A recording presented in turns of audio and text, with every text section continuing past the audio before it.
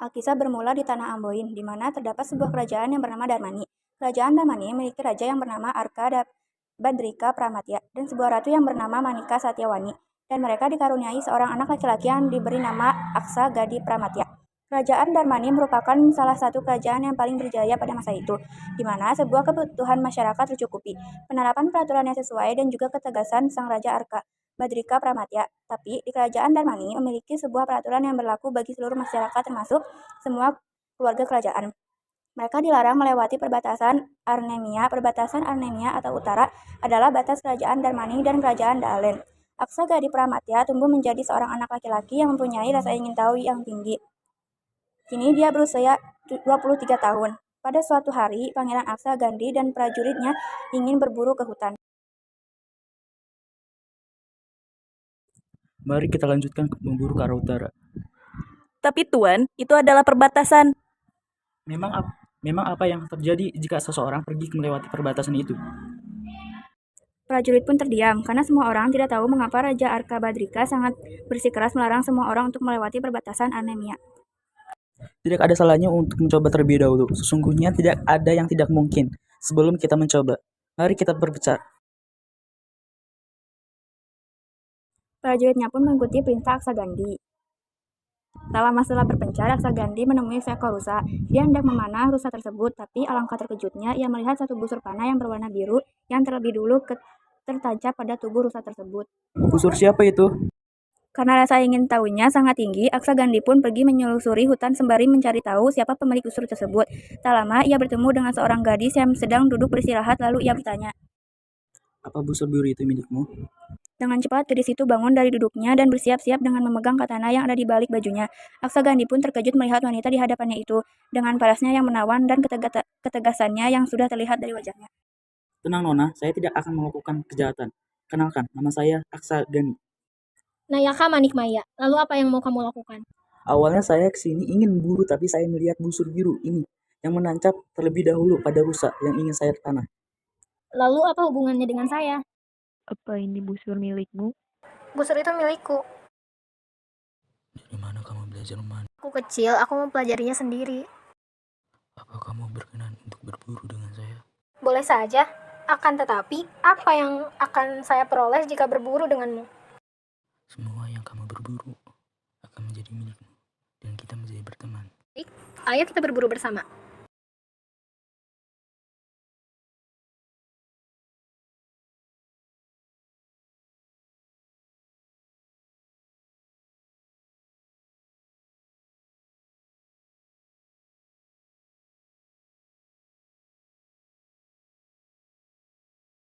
Setelah hari itu, Aksa dan Nayaka menjadi sahabat yang selalu pergi berburu bersama-sama setiap saat.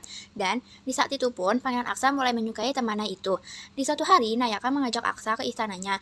Dia mengajak Aksa berkeliling istana saat mereka tengah asyik melihat sekeliling istana. Mereka tidak sengaja berpapasan dengan Raja Pratmana Jayantaka.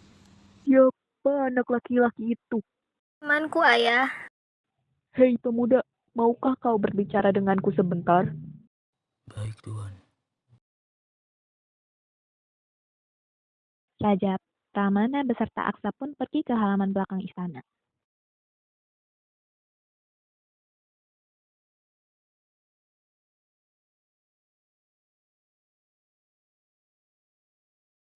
Apakah kau menyukai putriku? Sepertinya saya mempunyai rasa lebih dari teman kepada putri Anda. Mengapa kau menyukai putriku? Menurut saya, Nayaka adalah seorang perempuan yang tangguh dan pemberani, dan juga pemikirannya yang baik, ditambah lagi dengan paras wajahnya yang cantik. Apa kau benar akan memperjuangkannya? Ya, saya akan memperjuangkannya. Aksa tidak mengetahui bahwa Raja Pramana memiliki maksud jahat pada dirinya. Jika kau benar-benar ingin memperjuangkannya, apakah kau mau bergabung dengan kerajaan Dalen dan melakukan apa yang saya perintahkan? Ya, saya siap bergabung di kerajaan Dalen, jika itu menjadi salah satu syarat untuk menimang Nayaka.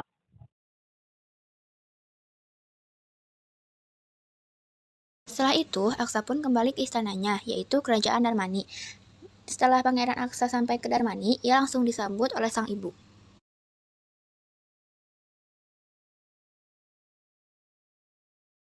Aksa, dari mana saja kamu nak? Apa kamu melewati pembatasan yang dibuat oleh ayah? Maaf Ibunda, saya melewati perbatasan yang sudah dibuat oleh sang ayah. Tetapi dengan itu, saya bertemu dengan wanita cantik yang menjadi kekasihku.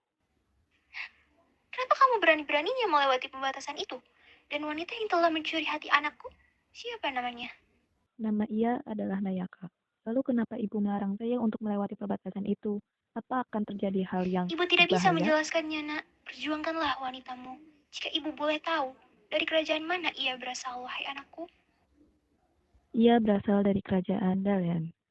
Sang ratu pun terdiam. Setelah mendengar bahwa sang anak telah menyukai putri dari kerajaan Daalen, dan dia tahu betul apa yang terjadi jika seorang dari kerajaan Darmani berhubungan dengan kerajaan Daalen.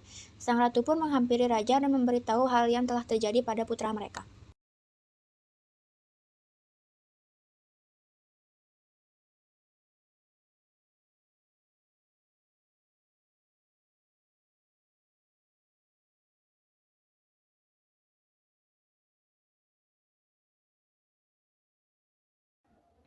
Tuanku, Pangeran Aksa telah kembali.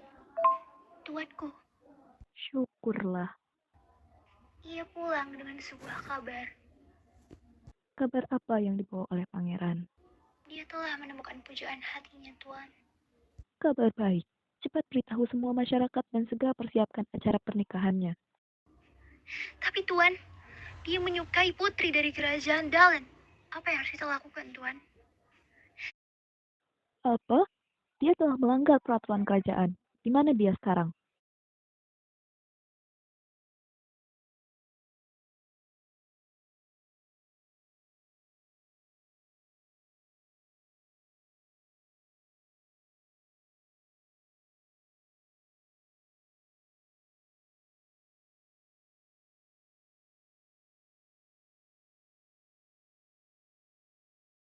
Lalu raja menghampiri Pangeran Aksa yang berada di kamarnya. Pangeran Aksa Gandhi Pramatya, Iya, ayah. apakah benar yang ibumu bilang bahwa kau menyukai gadis dari kerajaan Dalen? Iya, ayah. Apakah kau tidak tahu peraturan yang ada di kerajaan ini?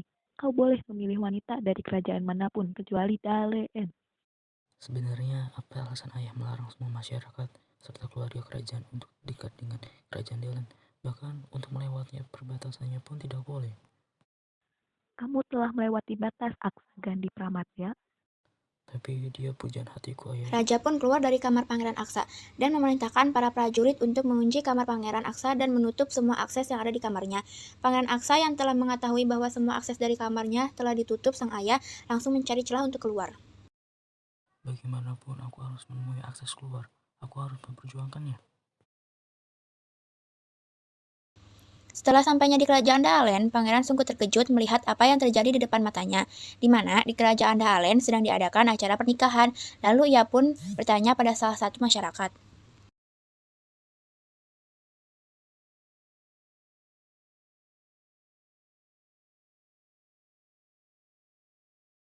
Maaf Tuan, apa kau tahu siapa yang sedang melangsungkan pernikahan di sana?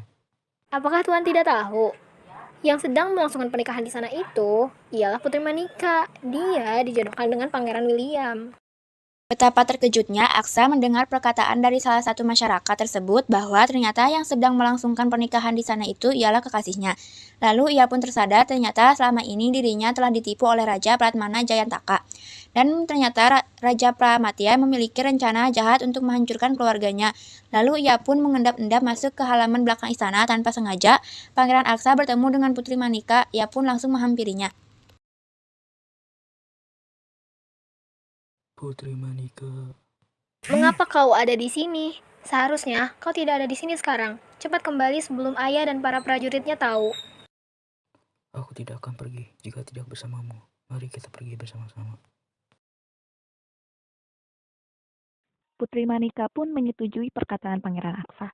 Kemudian mereka berdua pergi bersama-sama meninggalkan kerajaannya masing-masing dan hidup bahagia di tempat yang sangat jauh.